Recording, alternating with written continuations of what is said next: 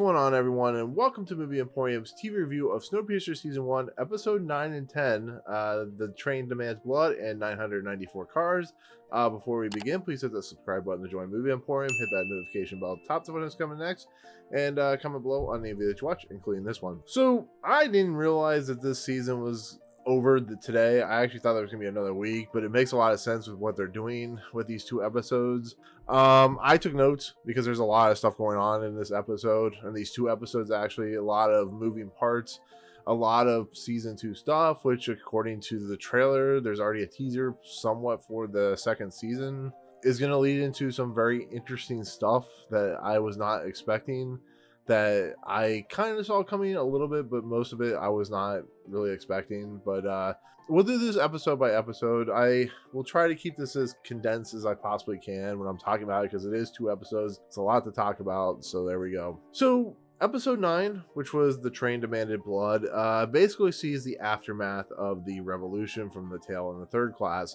It's at a standstill. Commander Gray and the Folger family in the first class are basically trying to diplomatize and stuff like that about how to get the third class, tail class, to kind of relent, to kind of wave the white flag as we see in this episode. And they are going to do it by what the rich people do things, and normally is gas the train, kill all the third and tail class, take it over. Commander Gray and Ruth are going to take over the whole entire Snowpiercer, and they're going to basically rule control over this entire world.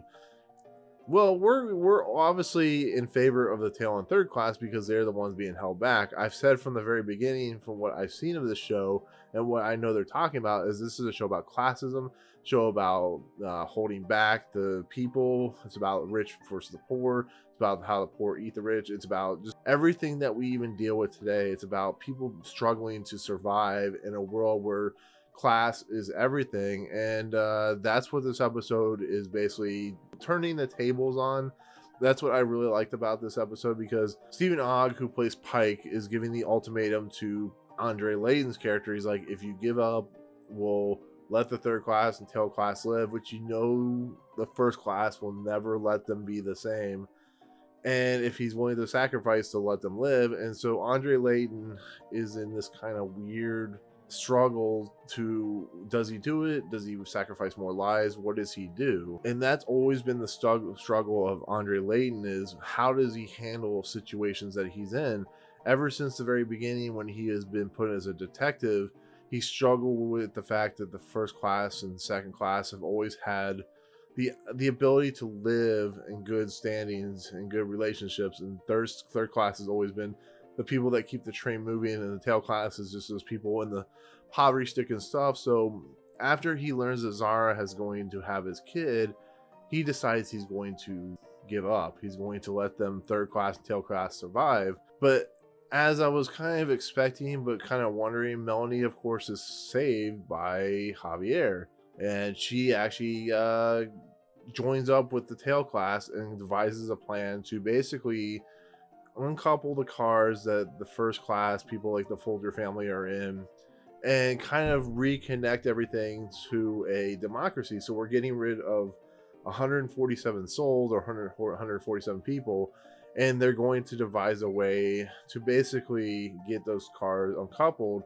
get all the, as they're called, jackboots, which is Commander Gray's army, and let them go off and die, basically, which is a very unsettling thing to think about. But the way this show has been kind of going throughout the season, this was the inevitable conclusion. LJ does live through this whole entire thing, but her family dies. There's actually kind of an interesting thing in the last episode of the season that kind of, you know, shows LJ.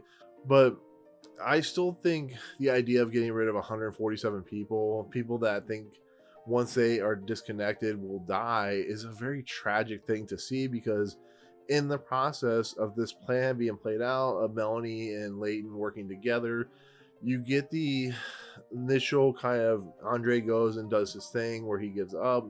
The tutor, who's actually been working with the third class, tail class, gives one of the first class people a gun, which the gun is used by Roach later on. And Layton gets the upper hand of Gray. Gray, I think, is killed in the process. They were great characters. Commander Gray really had a a shine moment in the last couple episodes.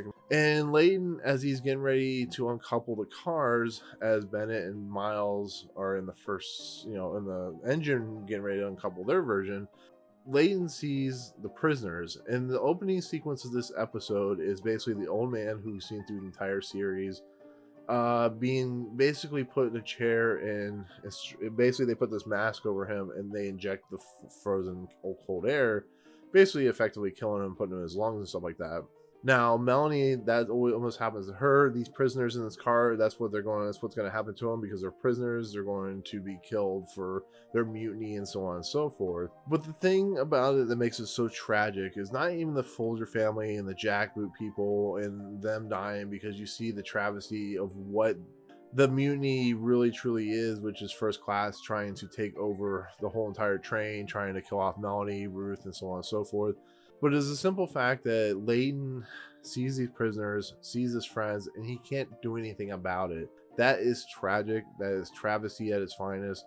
He sees them, he says goodbye to them, they want to be saved, but he knows he can't do anything, because not only does he only have like a minute left before he has to uncouple the train, but he can't find the keys, and he has to sacrifice these people. And it's going to be something kind of like Melanie with her daughter, which is a interesting thing we'll get later on. It's a very sad thing to see, because once those doors close and once he hits the uncoupling of the cars, he watches his own people go off to die in the freezing cold. And it really truly is heartbreaking. It's sad, it's depressing. It is nice to see the Folger family finally get their comeuppance, but it's just, it's heartbreaking because this world is a world of very few people living in it. The fact that all this bloodshed has led to a democracy that could or could not work. There are two sides that will play out in the episode 10, but it's a very tragic episode because people are sacrificed that don't need to be sacrificed. Things are happening that don't need to happen, but it's almost necessary to happen, because if these people aren't sacrificed, the rich people, the Folger family and the jackboots win. Nobody will survive this thing, and it's almost like a necessary but unneeded sacrifice that unfortunately he has to do. And it leads into everything coming to a head conclusion where the trains recouple together, and you have was it like 8 or 9 cars less, which is the episode next. It's called 994 Cars. But it's just, yeah, it's really tragic. It's one of the most heartbreaking things I've seen this season in this series, and this is the first season, so the level of human emotion, the level of writing in this episode is pretty top notch. To watch the moving pieces start moving together, watch all this stuff start just kind of falling into place, it's so heartbreaking, but it's so satisfying to see everything just kind of finally get it into where we need to go, where the second episode of the season finale two-parter came into effect. But the whole sequence with the countdown is, fun. We've seen it a billion times before. A lot of these things in this episode, in this series, and series that we've seen before are very not unique. We've seen it, it's done a million times, but it's effective because of how the thing is working with the countdown, with Andre Layton doing the sacrifice and stuff like that. So overall, I think it's a great episode, and it's a great penultimate episode, which leads into the last episode of the season, which honestly could have been a season 2 episode 1 starter. But what we see here, what happens, how everything's taken back, and to see where this episode takes place and where it's going to go next is interesting and, like I said, heartbreaking. So this episode, I'm giving a 9 out of 10. Because it's pretty fantastic, but it still has some issues with pacing and stuff like that. It doesn't feel completely out of its whole rut of being a season 1 type of thing. So there you go. Now we get into the season finale of Snowpiercer, which is 994 Cars. This episode is basically a wind down of everything that has happened in the entire season, but it's doing something kind of fascinating. If you've ever seen the 10 Commandments or ever read the Bible and the 10 Commandments, the one fascinating thing about the whole idea of Moses and his people is the way they are kept down, the way they are kept hidden, the way they are kept like secluded and so on and so forth until they are set free. And when they are set free, they have that one person, which is Pike in this episode, who basically lets everybody loose. People are stealing stuff, people are just going crazy, And Andre Layton's trying to create a democracy where everybody on the train has equal ability. And I just thought that was kind of an interesting kind of look into kind of where this series has always been heading and stuff like that. But this episode, like I said, is dealing with the whole democracy thing. Everything is still chaos. Ruth, who is now kind of a human racist, this is her character, always been kind of like a narcissist, always been kind of a racist, is not having any of it. She and Melanie have their confrontation, and she basically says, I'm never going to go with this plan, so on and so forth. Andre's trying to keep everything in check. People are getting put in prison or in their cells because they're stealing stuff like lettuce.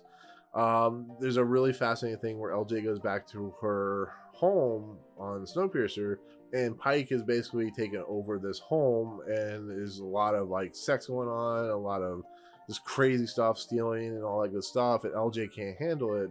And I like this. I've said it from the very beginning, at least from when LJ became an important character, that she is a girl who is spoiled. She is a girl that now is lost because she doesn't know what to do. Her parents are dead. She just doesn't have any guidance.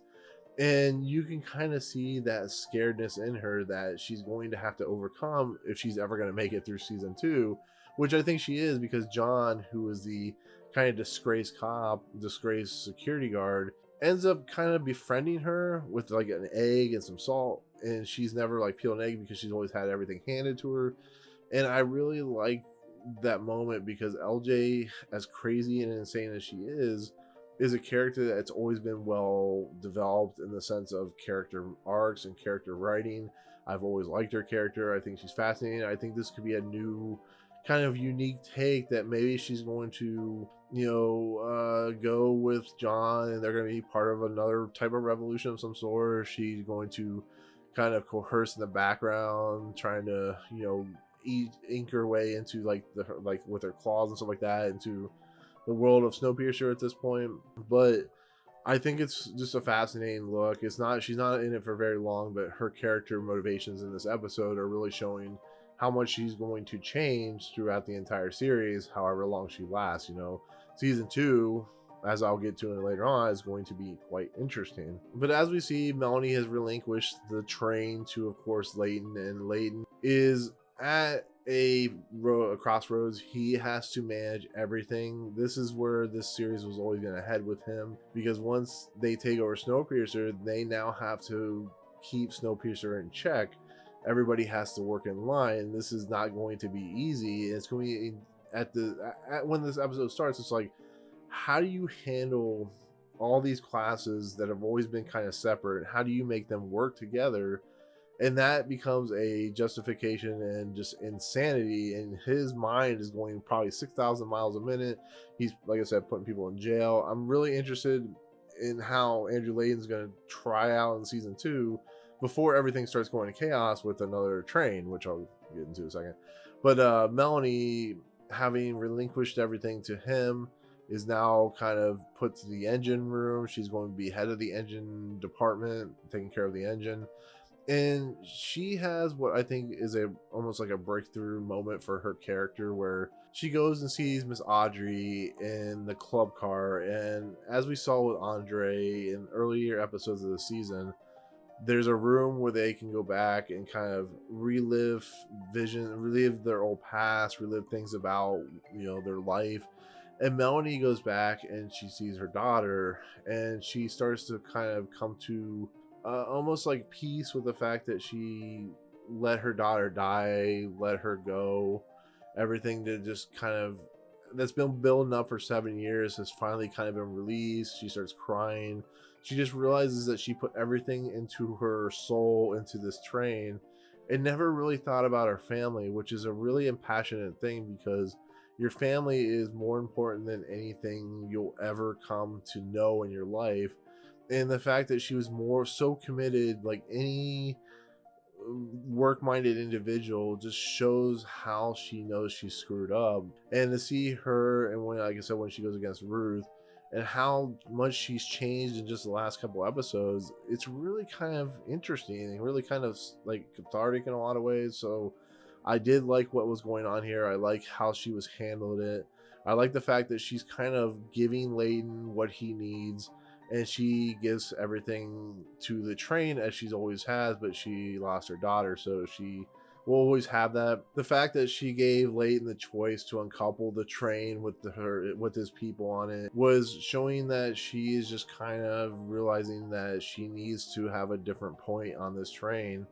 And it's interesting, it's kind of sad, it's kind of heartbreaking, but it gives you a cathartic moment until Bennett, who hears a signal in the last episode, and he tries to disguise the signal because they're coming up on Chicago, which is where this whole entire series began, when the whole snowstorm and so on and so forth.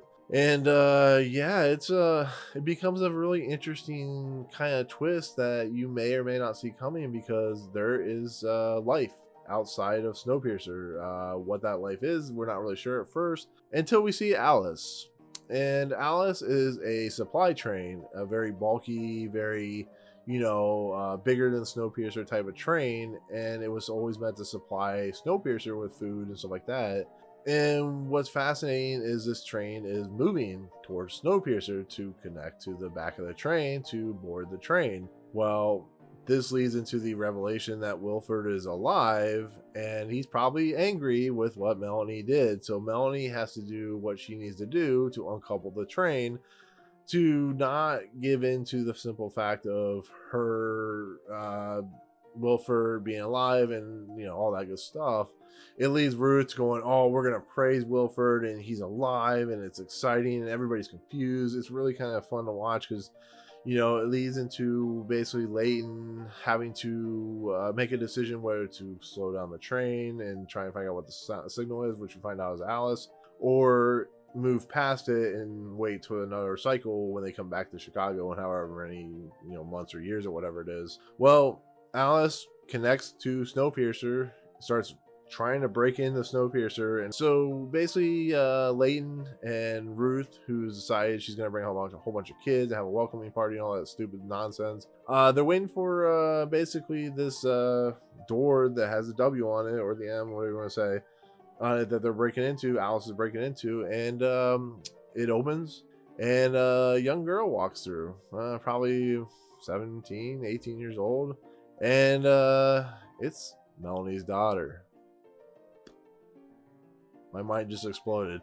I had a feeling maybe she was alive. I mean, when it comes to Snowpiercer and the whole idea of the snow and the cold, I guess you don't think about another train. I mean, I can think about an idea of like a resupply car, that happens in space and stuff like that. The realization that her daughter's alive, like I said, you're just like, holy crap, sure, okay. That's going to make it interesting in season 2, because not only is Melanie alive and she's running down the cars, and it creates a cool animated sequence, which I'll put in the thumbnail, but now we're having to deal with her being alive. Does Melanie know she's alive? Does she not know? She acts like she doesn't know she's alive. So when Melanie eventually sees her daughter, what is that going to do? That's a very interesting dynamic for a second season. That's going to create some real interesting tension. And Wilford's alive, so that creates even more tension. Is he pissed? Is he angry? Is he just whatever? Is he going to bring everything down? Who knows? They have like 13 minutes before the train freezes over, because the train needs to completely keep going. There's talk about surrendering and stuff like that.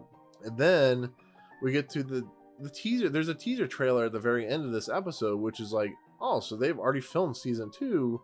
When's that going to release? And it says coming soon. So does that mean this year? Does that mean 2021? I'm guessing 2021 at the earliest. And we see Wilford. And who is it but none other than Sean Bean. Sean Bean is playing Wilford in this show, which is awesome. That means if Sean Bean dies, he's going to have probably an incredible death. But Sean Bean comes in walking with a cane and like a pimp and, the nice uniform and stuff like that. Melanie always talked about how Wilford wanted to train as like a pleasure train and stuff like that. He's going to always having sex with women and all that good stuff. So he looks like that type of guy when he's walking in. So I think that's why Melanie was afraid to have Alice attached.